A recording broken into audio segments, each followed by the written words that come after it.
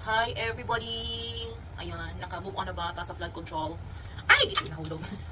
Ay, ano naman to?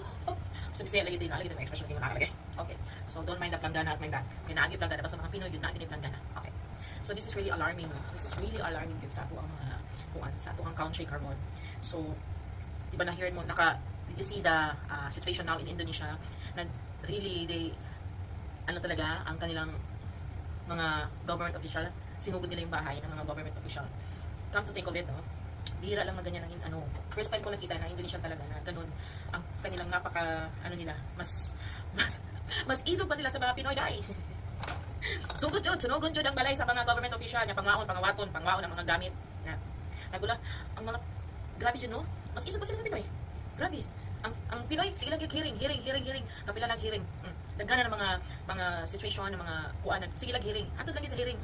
Andun ma-cover up na po, wala na pong hearing, mabanish na po na siya. So looy kaayot ang mga Pilipino no. Nagantos lang gyapon no. Ug mo lang taday. Mas isog yung Indonesian kaysa Pilipino. Kaya ransakon man nila ang balay sa mga official. So tanawon lang nato no kung nagpalupig ba gyud ang Pilipino sa mga Indonesian. Abangan nato na day. Ang lang na chismis. Goodbye.